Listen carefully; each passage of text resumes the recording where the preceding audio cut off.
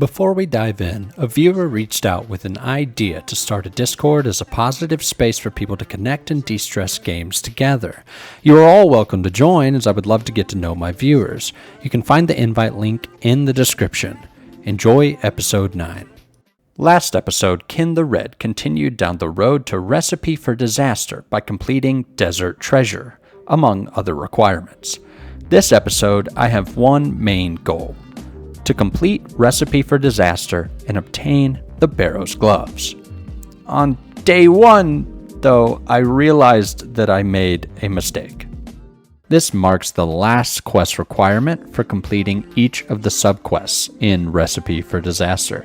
I was technically correct. All of the requirements for completing the RFD subquests had been completed. Unfortunately, I was 50 quest points short of being able to take on the Colonoromancer. This is no small hurdle, as quest points seem to be in short supply around Gielinor. This feeling is something that I've come to dread, having my sense of accomplishment shattered by yet more quest requirements.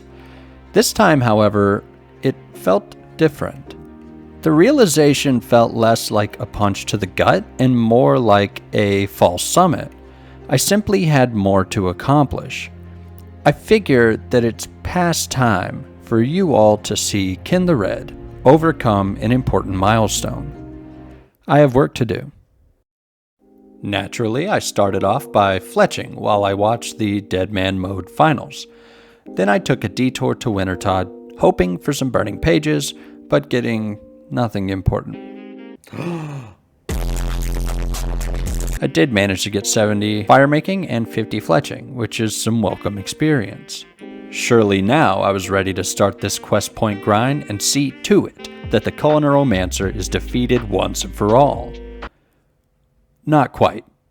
Instead, I took care of 34 Iron Dragons, played Soul Wars for a disappointing loot roll, slayed some Jello, achieving level 70 ranging, and then some Fire Giants, seeing myself to 58 Slayer, an important milestone for our Black Mask goal.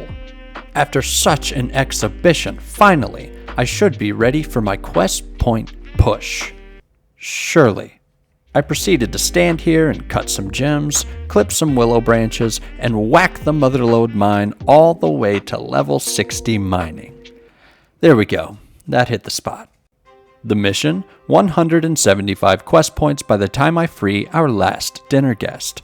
The timing is important because 8 of those quest points will come from RFD subquests themselves. This means our actual goal is 167 quest points, or net earnings of 42 quest points from where we currently stand. But I refused to go in blind. I knew that there was an optimal path to my goal of 167 quest points, and I'm determined to work smarter, not harder. This is a leisure activity, after all. I knew that I needed to do some research, so I turned to the wiki. I found this table of quests that allowed me to sort by quest points. Once I marked many of the quests I'd already completed, the fog of war lifted and my path became clear. I started my journey with the Eyes of Gluffrey, then headed south to Ardone for Sheep Herder and Making History. Next, I traveled to Mauritania to bring the small town of Morton back to life. Confusingly, I then hoofed it all the way back to Ardone and continued the Elven questline with Regicide, Roving Elves, and Morning's End Part 1. Wanting a break, I decided to knock out this easy clue scroll that I've had sitting around for weeks now. To do so, I would need a steel plate skirt that I did not have the level to create yet, so I used up many of my available smithing materials to quickly meet the level requirement for making my own steel plate skirt. Oh, look at those calves! The casket was disappointing. I needed to recharge my Iban staff and wanted to try out the new western route to the well, which turns out to be way better than trekking through the underground pass. Afterwards, I figured it was time to enter the Wizards Guild and upgrade to the full Mystic Robe set, which also made me very poor. I proceeded with some Slayer assignments, and being poor, ended up having to do some of them sub-optimally. I made a ring of wealth because I could, and then hit 71 ranging at Bloodvelds. I decided to take one more task and committed to continuing my quest point grind right after, finishing up a Hellhounds task with little issue.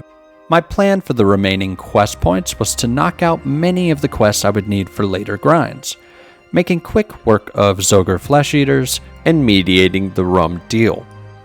I knew that I just needed one final push to get through these quests. I had some free-to-play quests that I'd neglected to complete, so I took care of Romeo and Juliet, Prince Ali's Rescue, and Sheep Shearer next, breaking tragic news to a young woman's next of kin in Mountain Daughter and being rewarded with level 50 prayer, then proceeding to complete the Tower of Life for Creature Creation in search of the Myarchy for the Swamp Shortcut, Jesus Christ, and Watchtower for the very useful teleport. Next, I needed to get level 50 smithing to complete the long-awaited Cabin Fever quest, granting me access to Mostly Harmless and the ability to slay cave horrors. This brings me that much closer to achieving my goal of a black mask. Now, with enough questing to arrive at 175 quest points by the time I free my last dinner guest, it is time to start cooking. I pretty much went in the order that they appear on the wiki. One by one, I freed them all, until the only one left to save was myself. And the rest of the world, technically. Entering the portal, I faced my first foe. A monstrosity made of beautifully ripe bananas attempted to protect its creator to no avail. Immediately following, a humongous flambéed dessert challenged me to a game of tag, so I used the old snare trick to keep him at a distance. I almost froze to death, leaving to restock my supplies due to a sudden chill in the air. That was a close one. Once I returned, I made quick work of the ice cream cone, restocked yet again, and fought a creature trying very hard not to be named Dessert. I left to resupply once more and faced the most dangerous of the culinary creations in the Gelatinoth Mother.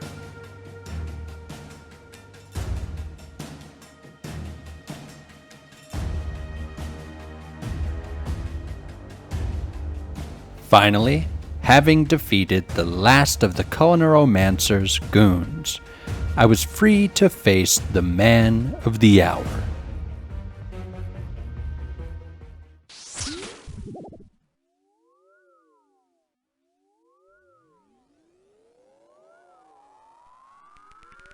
And just like that, KinTheRed completes Recipe for Disaster and obtains the Barrows Gloves.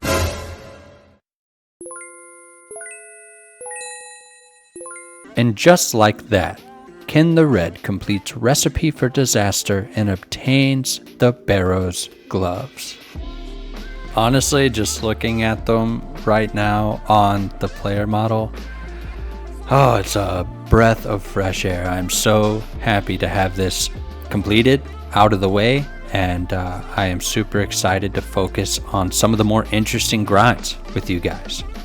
I completely forgot to get a Hans clip for this episode, so you're just gonna have to deal with it. We'll get it next episode. Thank you so much for watching. Thank you so much for subscribing and commenting. You guys really make this worth it. You make it all worth it. So thank you from the bottom of my heart. Until next time, I'm Face Tanked. Thank you for watching the adventures of KinTheRed.